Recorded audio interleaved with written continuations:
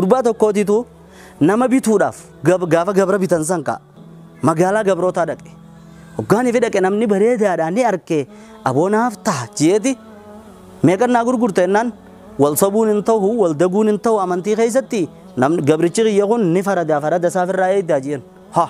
walii farada isaa hin qaaliin godhu jeen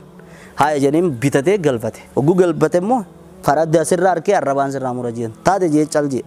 boodarra dubbiin faradi jettee ngana harkaa na bare doolu sosoo jenimi boodarra taa'etuma guyyaa tokko haadha manaa isaatiin maal jeen isa bite kana baane ani waa takka dubbadhu faraddu naan jettanii jeen hogguu isiin kadhattee aboo naa'im jettee cinqatte sirra fuudhuu deema intala wal tahanii ati caloma jii gowwitti taa'ee jeen hogguu isiin ummaa sutaaluu kaate falaansi hima ani seeriin beeka akka inni lubbuuti je'ee lubbuu isaa keessa kaayyatuun si godha rifeensa isaa tokko laal bakka areedaa bakka tanaa murii fidi dawaan itti si godha achi booda waliin takka sirratti ilaaluu je'een haa jetteen isiin qophooyti ableedhaan malee muruun ta'u mas galgala kana murta jeen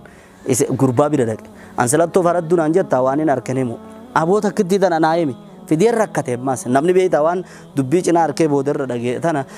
dhorkatan tana ni kadhataa miti yadduu hawwa haya boodarra ani wanni siin jedhu waan biraatii miti intalti dhiira biraatii wal taateeti sirra heerumuudhaa deemti sijjeesuudhaa deemti galgala kanaan ableedhaan qalayetti bakka asiiniin ableedhaan qarayisiidhaa jettuun dhagee mee ati takkittii tana billaawa biraa fudhadhuutuma kaayyadhu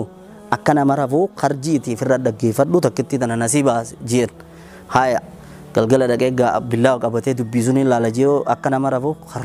karjee intaltee as deemtee rifeensa sanii murattee guun firra dhayte alla dhuga baanaame gurbaan jee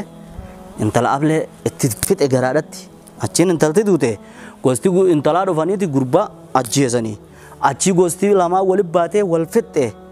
faradaan dubbii kanarraa fuudhanii kana geessuunii fi nama adda addaa jejjaaranii atin dubbatin janii cinaadhaan deemuun ganda waliin fixe firraa eegaa.